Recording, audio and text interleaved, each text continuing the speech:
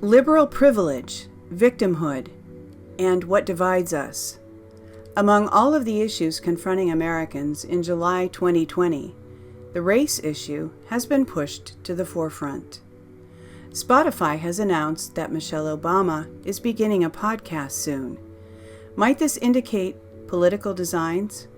If so, what sort of backdrop will the current racial tensions be for her potential candidacy? And generally, what is the significance of the racial tensions?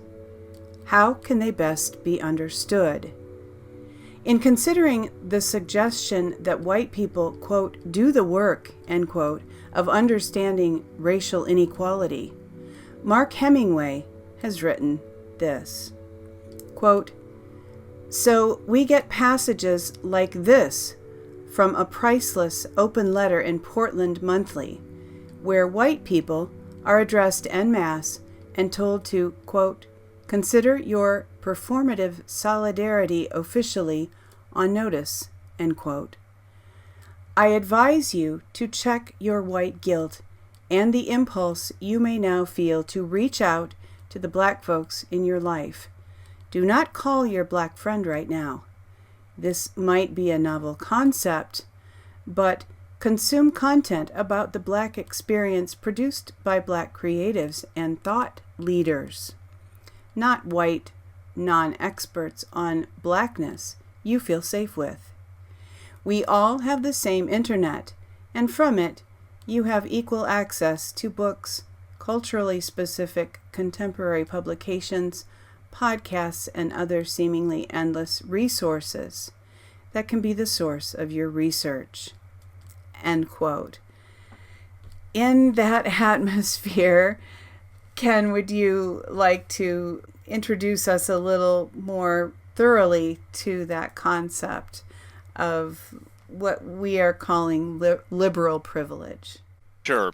The first thing is just noticing from the racial discussions going on that there's a certain amount of straw man creation, or what I mean by that is creating a conceptual entity and then using it in the context as if it is a solid object.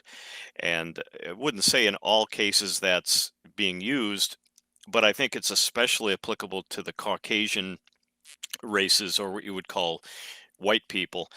And the fact that that glosses over a number of different slave groups that actually did appear in Caucasian culture and have receded because of the onset of other developments. But we had the Irish fighting the English for years. We've got the constant struggle of the Jewish ethnicity or religion slash social group moving through Europe, the Ashkenazi, and it's just various developments that take place over the course of centuries.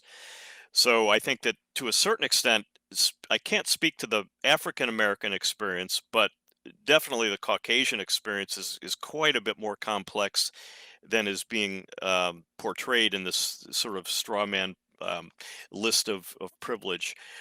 We do understand it. We understand there are structural power centers in the culture, and they do relate to skin color, but that had been improving quite a bit.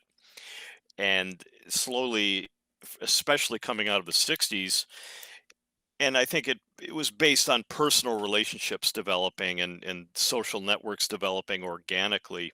Donald Trump won in 2016, and the whole world changes, and all of a sudden we've got structural racism and things that really didn't were never spoken about as much during the Obama administration, and we're getting this from politicians that have been in power for 30, 40 years, Schumer and Pelosi and the rest.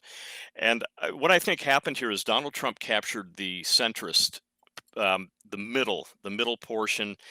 Democrats took their eye off the ball, and they're fighting to get that back. And the liberal privilege concept is basically an attempt. It's a complex of issues that mostly revolve around race baiting, I would call it, and creating a dichotomy, and basically trying to provoke Caucasians into becoming a centered group based around basically troll behavior, creating lists of things that are characteristics of Caucasians and trying to impose a straw man structural identity on this racial group that really isn't that much of a racial group. Yeah, I get it. I know there are some structural problems in the culture, but at the same time, I would discount it somewhat. And just take a step back and look at the strategic um, objective here that they're trying to recreate a dichotomy that I just don't think it exists. But Don, what do you think? Well, I'll give you my take on what I think of when I hear the whole idea of liberal privilege. And it's really, really simple. It's the moral high ground. You have liberal privilege because you have the moral high ground. It's your God-given right. And if anybody tries to take the moral high ground from you, if you're a liberal on the left, then they are the bad guy. So what could be simpler than that? What could be easier to understand? Hardly anything. We all want the good guy to win, right? Well, here's the good guy. Except, you know what? I think they've got one glaring flaw, and I'm not going to say what that is quite yet. One thing that we discussed in our pre-show is the emotional aspect of probably virtually everybody that's not a thinker. Probably virtually all feelers have some kind of an emotional connection to this issue of the perception of race. And as we were preparing for the show, I realized I myself, as an INFJ, I do have some pretty strong emotional reactions as I begin to process this topic. And I think that a lot of where they come from is growing up in the 60s. I was in a very racially mixed school. It was definitely, white majority, but I would say probably 15 to 20% of students in most of my classes in elementary school were of a different race other than white. And I had friends in all my classes. It wasn't, among children, race is really not that big of an issue. We all got along. We were all friends. We knew that we had differences between us, and but it wasn't a big deal. But around the time of the race riots in Watts, and I grew up in Toledo, Ohio, and so very far from Watts, but that violence, there was a spillover, and my elementary school was Walbridge School. It was about a block away from Libby, which was the high school at the time. And even though, again, in elementary school, we were all friends, at the high school, for whatever reason, they weren't all friends. And there was a day during the Watts riots when all the white kids lined up on one side of the hall and all the black kids lined up on the other side of the hall, and some had weapons. And after that, they closed school. And actually, because my elementary school was very nearby, my elementary school was closed for several days. I don't remember exactly how many, but during the Watts riots, they closed my elementary school, just to prevent anything negative from happening. I think that was reasonable action. Did you have any older brothers and sisters in the high school, or any friends? No. I was it was long enough ago that I think I was like 8 or 9 years old. No, I didn't know anybody at the high school. My brothers are both younger than I am. So I had no idea what was really going on. All I knew was that my parents were afraid. And, you're a little kid and your parents are afraid. It's kind of like, whoa, what's going on? Because, you typically don't see fear in your parents. And everybody was really worked up, and nobody knew how that was going to resolve. And I've since then I've read that there were actually quite a few people who thought that it was entirely possible that another civil war would break out at that time in the 60s. So that's my emotional foundation for this, is that even though I personally have African American friends, Hispanic friends, not a big deal. You see these societal influences, and there is power there, and sometimes it's very destructive power. So I have an emotional reaction to it. I don't want to see destruction. I want to see people get along. Yeah, I just think I wanted to emphasize what Cindy said in the beginning of her story, was that the younger kids had no trouble getting along, but the older kids did. And it sounds to me like maybe there was some actual injection of what they're supposed to think and their growth in tribal identity. I know that high schools naturally separate into cliques. There's cliques in high school that never existed in grade school, earlier grammar school, and that's part of the process. But I don't necessarily think that's entirely a natural thing. Do you have any observations on that, either of you? Yeah, I'd say I think it is a natural thing for humans. I think the fledging process of humans begins when when the ego begins to separate from the parents slowly over the course of the early 1 through 5, and then 5 through 10, and then with the onset of adolescence, there is definitely there's rebellion. There's sort of the endless function of social novelty that's developed from youth culture, and youth culture bonds with itself, and I think that's when, I don't know if there's a theoretical construct for this, but it's just part of the process of maturation, that the young human being bonds into their social group and becomes acclimated and creates new social groups. Many times, almost every generation recreates and composts the previous generation's icons, and we see some of this happening. I think it's a little overdone now, with the monuments being tossed in rivers and so on, but that does happen in human history, unfortunately. What I want to get back to is the 60s. Cindy's recollection is quite stark. I think she was closer to the action than I was, but we all lived through the news part of that, and there was definitely it was time for a change, and that was, I would call that, organic development. But what I see now is, I think they're trying to sort of recreate that, and it's very predictable when you get past, when you look at Dunbar's number, 150 people and below, you can relate to on a human level. But when you get into the mob, into the larger group, or strangers especially, and you bring one strange group in contact with another, is a dehumanization process that's just naturally going to occur. And I think the US grew so fast that it outstripped the cognitive ability for humans to relate on an ethical level. And that's one of the things that draws me to Christianity. Or any religious discipline, really, is the only way I have ever seen to transcend Dunbar's number, to do it in a spiritual context. What I think they're trying to do now is, the thought crafters, as I like to call them, it's all about the election, and that's my theory. This is all happening because of the election occurring in November of this year, Donald Trump's second term, one way or the other.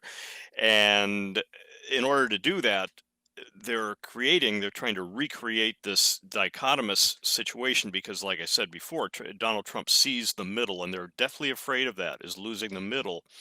And I don't know if the reaction is very intelligent from the liberal left at this point. But getting back to the liberal privilege concept, and we'll draw that a little further, but it's really a type dominance. It's when the idealistic complex in the Democratic Party begins to develop a superiority complex, and a moral superiority, and they're imposing that social gravitational force on the rest of the party. And so they can actually, basically, it's a psychological type dominance of um, the values oriented over the logical. And that's why many of the things that they do are just logically not very good ideas.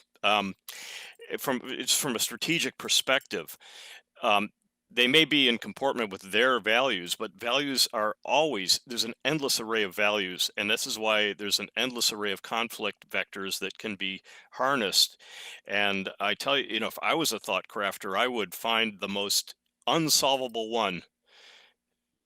Race is probably one of them. That it'll never quite move at the pace that everybody might like it to. So if they lean on that problem, they definitely can achieve mob violence and just a horrific level of instability that they can then blame on President Trump. Yeah, Ken, you made me remember a famous or semi-famous quote from George Soros, and it's been debated whether or not he really said this. It's apparently been scrubbed from the internet, but I tend to believe it's real. And unfortunately, I can't quite remember the quote exactly, but it has to do with him saying, Soros saying, that we're going to put our political enemies in a mental bind in which they can't get out because they're conflicted. They can't stand on the side of the against racism or for racism or whatever it is. And that's the kind of a situation you're describing. As a thought crafter, you want to create these situations that have no really ready escape. They're hard to get out of. And that's what they have been trying to do, I believe. But I think you've hinted at what I think is the true way of escape. And that's the way of higher thought and spirituality. And we've been driven by these divide and conquer elitists into our lower brain. They're trying to get us reactive, operating out of fear. And if we raise our vibrations, so to speak, and focus on love and forgiveness, that's the way out. And to learn that we're all brothers, I think, is a very, very key thing. To recognize that we all have this potential for a root of bitterness to spring up and to really poison the collective well of humanity, so to speak. But there's great examples throughout history of people that have risen beyond that, above that. One that I happened across just the other day is a black man who's written a book about his friendships with guys that are in the Ku Klux Klan, and he says he's over the years 20 to 40 individually, personally, they come to know him and have given them their Klan uniforms. And there's stories like that give us hope for a better future. And I think that's where we want to go as humanity, is not to be driven into this us versus them mentality. That's the divide and conquer they want us to be in, but to look for the ways to build friendships.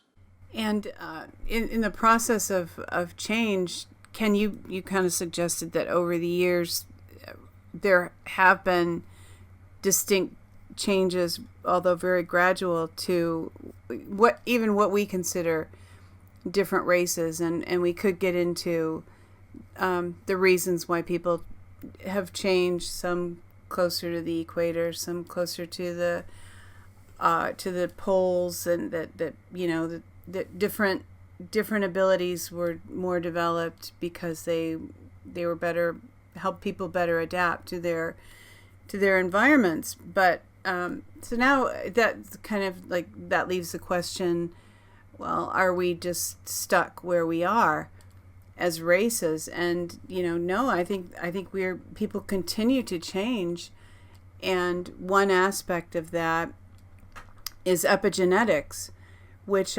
is a term that I've come across the most in talking with natural medicine doctors, that not all genes are expressed, not everything in our DNA actually it has an impact. So through epigenetics, gene expression can be turned on and off, and this mostly relates to taking supplements, but I think there also is probably an aspect of what how we think, what we expect. And we all know that disease can be triggered by trauma, by emotional trauma, and that has to do at times with gene expression. So if we are, Ken, as both of you suggested, if we have an attitude of loving others and remaining open to others and deciding not to live in fear of others, then that not only improves the relationships, which it certainly does, but I believe that through epigenetics, we can, our DNA can be expressed in different ways so that we're not as limited maybe as our DNA would suggest, is what we might typically think, that if we're one race, then that's how it is. But I don't believe that people are caught within the constraints of the stereotypes of whatever race they happen to be. I believe that we can all live beyond that and not be controlled by that aspect of life.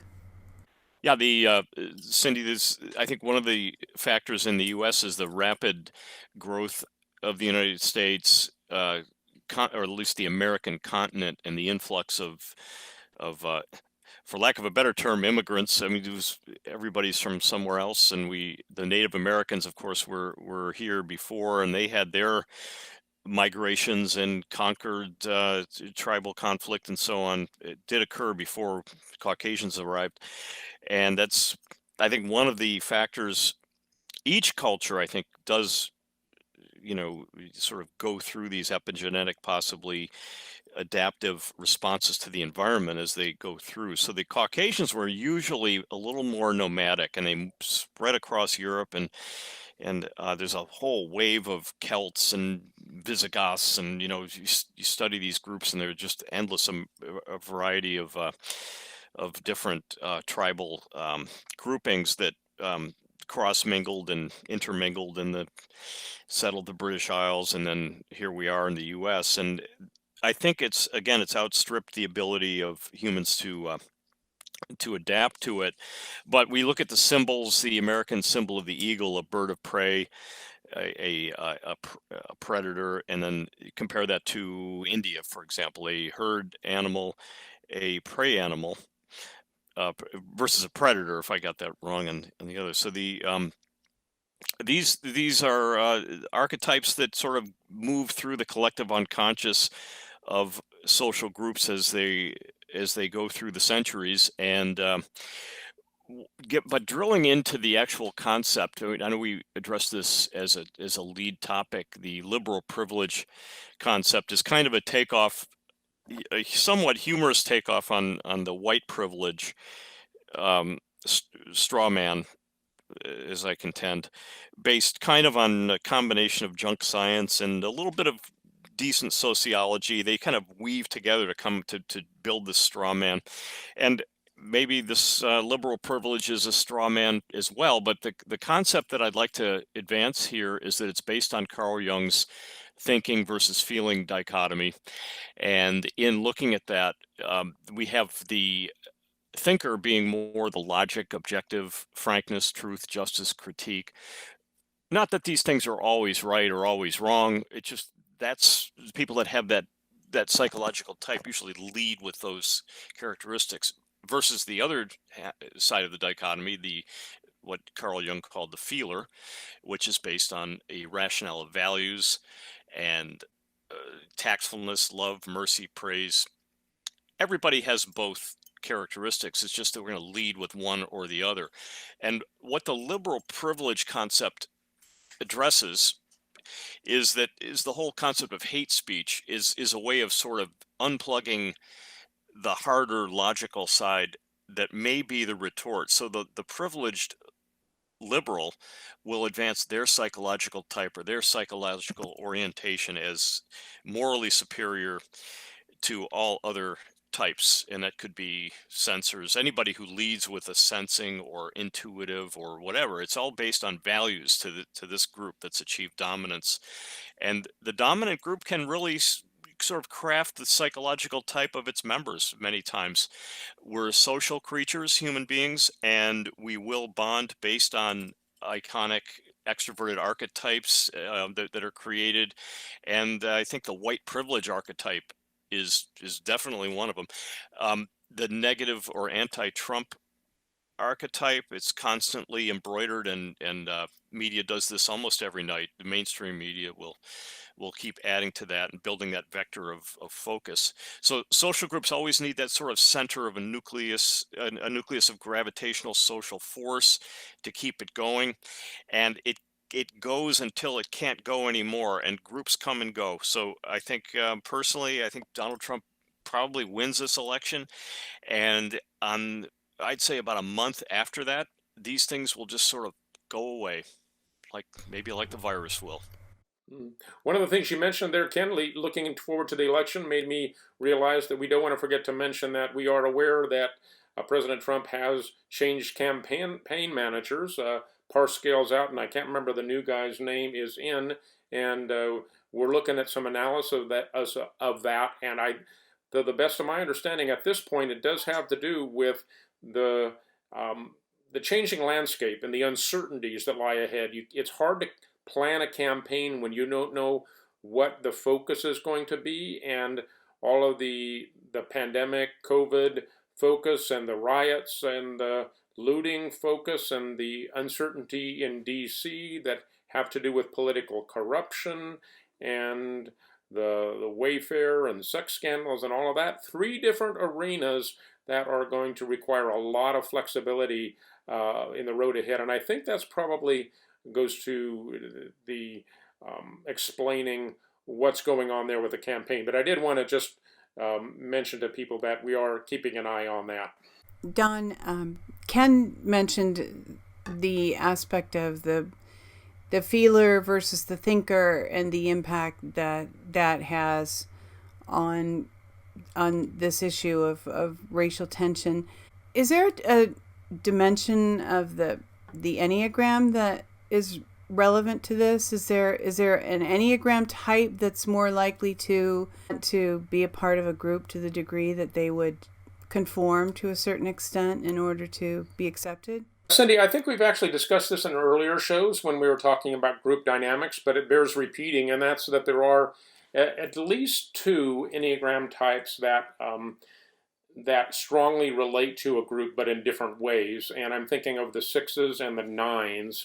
Now, the 6, and for those that might not have heard the earlier shows, I'll briefly recap. So, one of the most lighthearted ways to look at the Enneagram that we've found is by using a film version, comedy version of the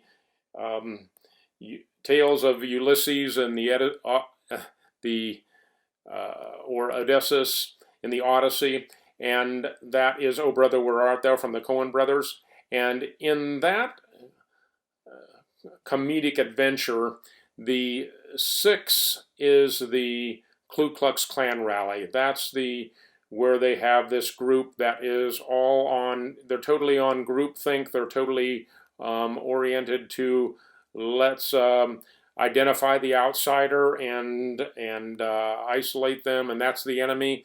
And that's your stereotypical view of the group dynamic in a negative way. Now, I want to. The interesting thing about that Coen Brothers movie, of course, is that all of the stereotypes of the Enneagram that are portrayed there are all downsides. They're all negative stereotypes, and the other ones are likewise, but they're different.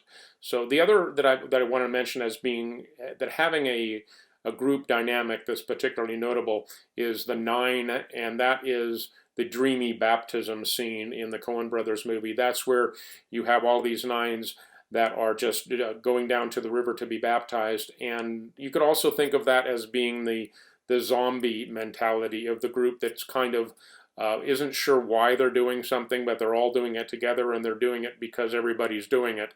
It's a little bit more nebulous than the six herd mentality. But the six herd mentality is kind of like a pack of wolves that learn how to hunt together, and the nine herd mentality is a little bit different. It's more of a we've turned off our brains and we're just kind of going through on some kind of a zombie mode.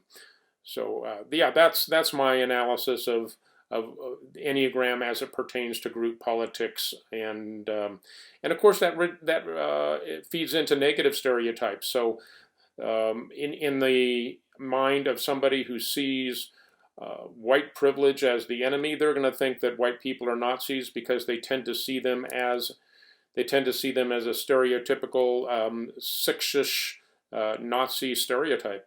Speaking of stereotypes, I came across a document that was used to characterize whiteness, white culture, and this was tweeted by Donald Trump Jr., and we'll have links in the notes of where exactly it came from. But I did find it interesting that, and as Ken was talking about the qualities of a thinker, that many of these characteristics that are considered white culture are actually could be tied to the thinker. Emphasis on scientific method. This is evidently considered to be very much of a white characteristic. And the 3 points given are objective, rational, linear thinking, cause and effect relationships, quantitative emphasis. Again, this is characterized as an aspect of white culture. Now, I thought that many of what they're considering white culture was more or less derived from Greek philosophers. Now, I personally would not think of, Greeks as being extremely or ultimately white. They're definitely not Northern Europeans, as a lot of this is credited to Northern Europeans, and Greeks are not Northern Europeans. And our number system comes from, if I'm not mistaken, comes from Iran. So what is being identified as white culture, sure, it may be embraced by white people now, maybe, but embraced by all thinking people who are trying to make any kind of scientific progress.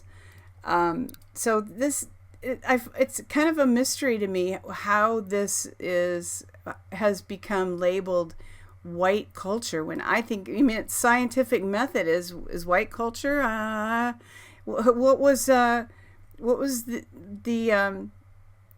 what's the name of the guy who found out so many things to do with peanuts, and he was George Washington Carver. He was an African American, and so was he not employing the scientific method when he created all those different products from peanuts? I'm baffled by why this is why the scientific method is labeled as white culture. Well, my interpretation there would be when the values-oriented idealist takes over, the feeling or the value will, for lack of a better metaphor, trump the logic behind it. So one leads the other by the nose, basically, and that's my explanation for it. I think it's logically flawed as a strategy, and I think we'll see that play out in the coming months. But Don, did you have a thought? Oh yeah, just that it's all this. Your examples there, Cindy, of course, are perfect. But you know what they actually point out as the people that advance these arguments, they are the real racists. So they're trying to point the finger, but they've got those three fingers pointing back at them, because they're saying, hey, this is this is the white thing. Well, actually, it's a human thing, and the fact that you're identifying it as a white thing tells me you might be actually identifying something as according to race when it's really according to human. I'm going to use this opportunity to look at the segment of our population referred to as the Jewish. Whether you want to call Judaism a religion or a racial group, it's really none of those things. It's definitely a social group, and it's knit together by years of oppression. And the reaction there was not victimhood. It was the opposite. It was really sort of this rugged individuality and this internal cohesion that eventually resulted in the creation of the state of Israel.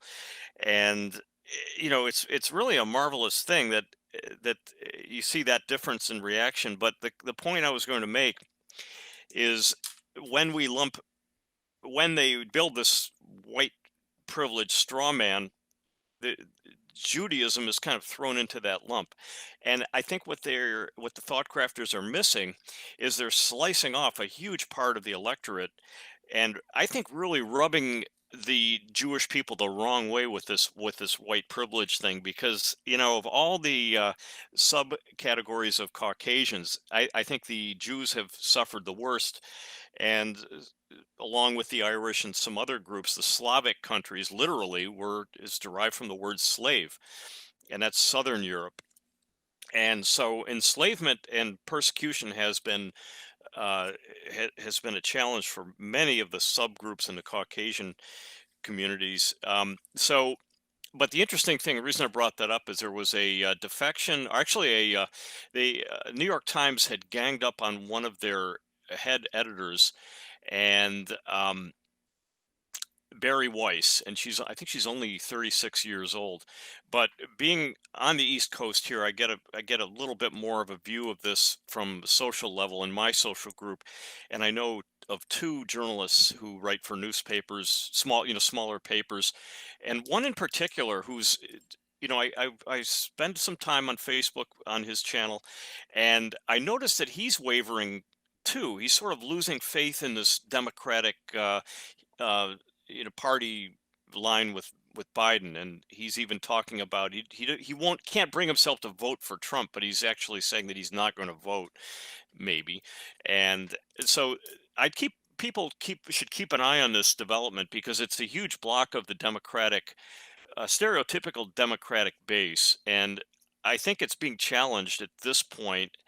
The morale is very low, and I don't think the Jewish people appreciate the being lumped in as white privilege for that reason. And but there was a particularly poignant comment made by Eric Weinstein, another of the journalists in the New York circle, and I think he hosts a podcast called The Portal.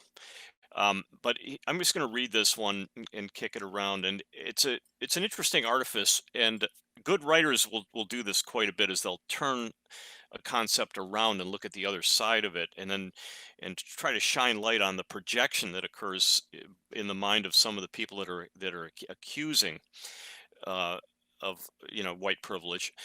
And he states, what if those calling for empathy have a specific deadness of empathy?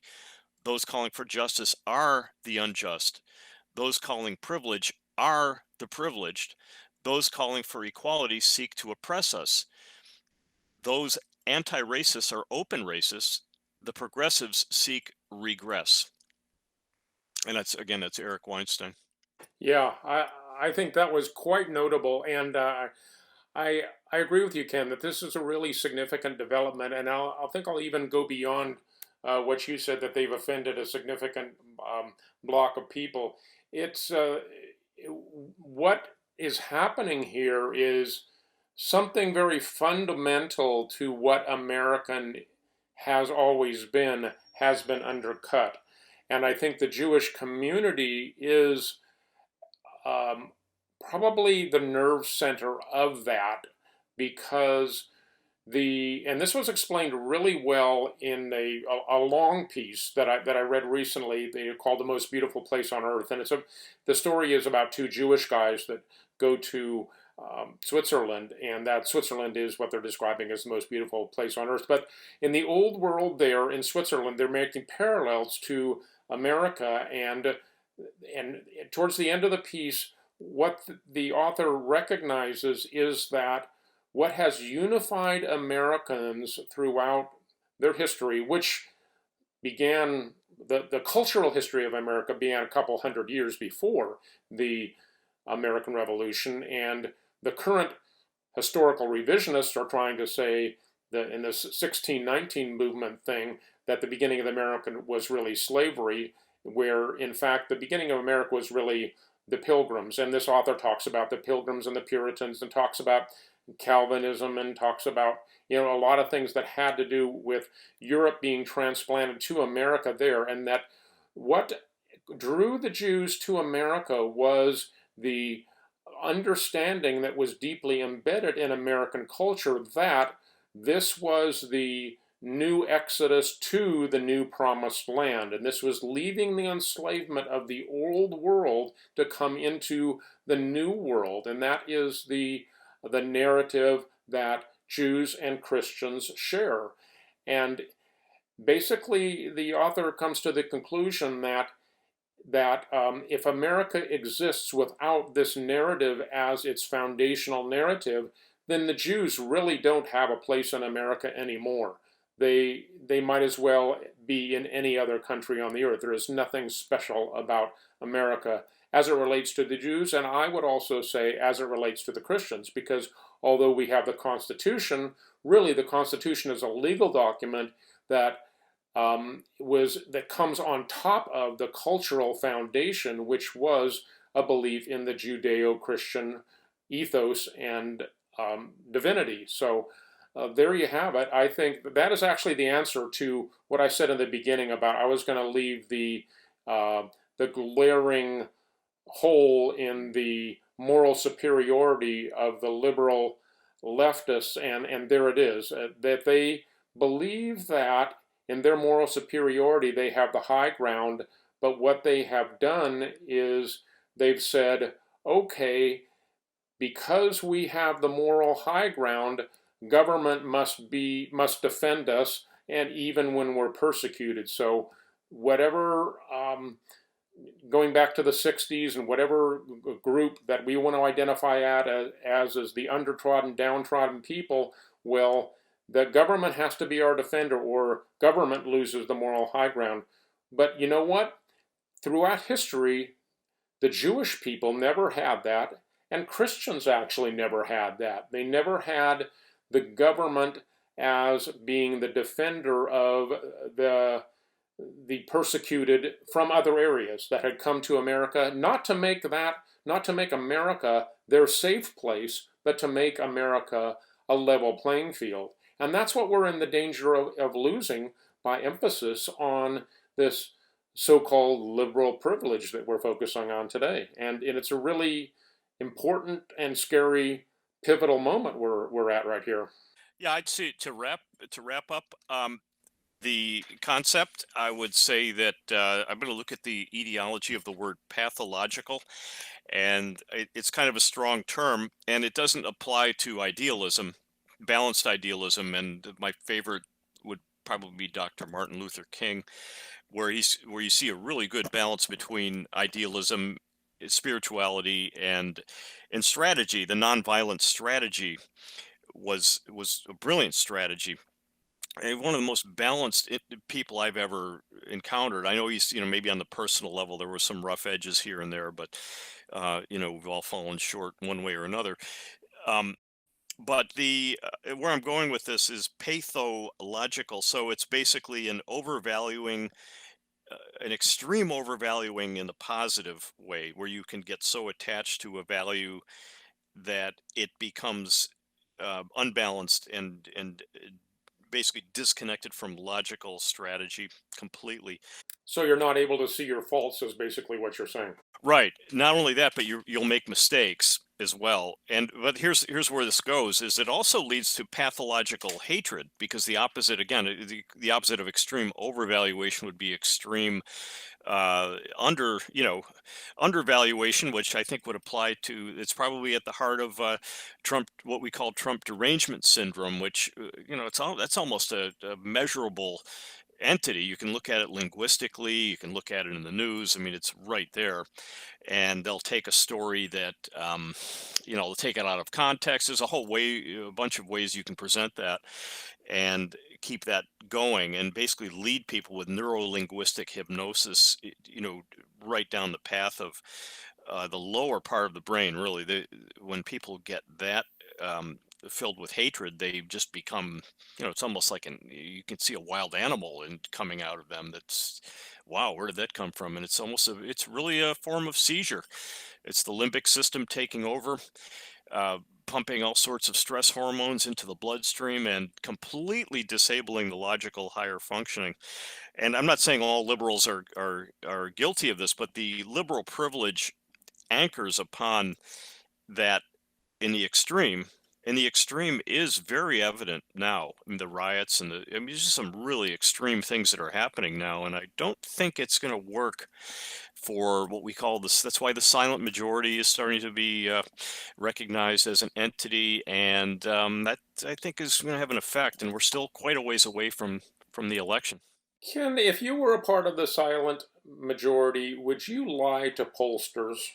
Well, yes, I would. And let me say this also is the platform that they're running on. If you look at what Cindy read, think about what if that was a political platform?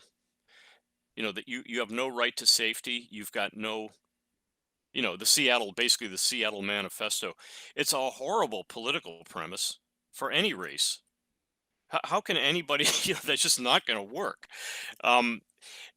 You don't want to completely go in the other direction and promise the sunshine either every day, but at the same time, it's the most dysfunctional political premise that I think has ever been advanced in the political realm ever in history. There's absolutely no precedent for it. So it's like the new math of politics, is what you're saying. What's the phrase that they use for the math now?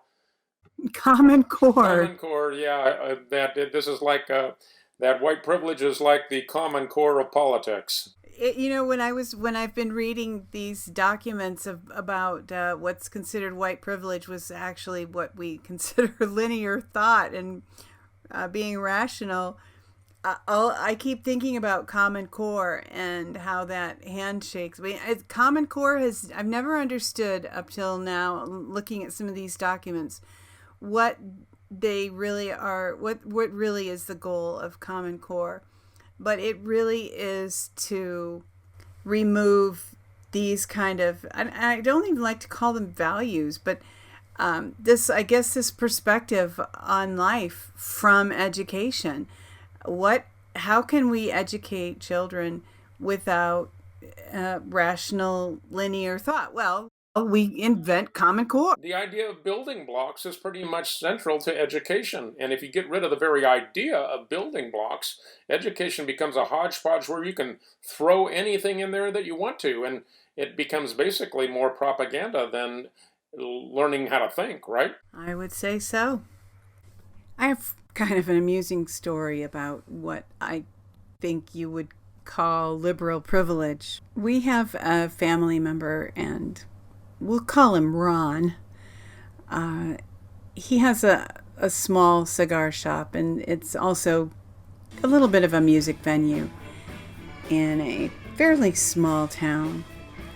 And Black Lives Matter hosted a demonstration in the town where Ron has his cigar shop. And one of the Black Lives Matter white young women came in to evangelize Ron about valuing Black lives, I guess. And she came in and started a conversation with Ron. And Ron said, "Let me just ask you a question. Have you ever spent time with a black man?"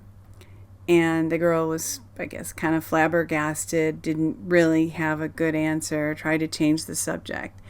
And Ron said, No. have you ever spent time with a black man? And evidently she hadn't, because, again, she tried to change the subject. So Ron, who had hosted a lot of blues musicians in his small venue, pointed to the wall behind him, which was covered with photographs of black musicians.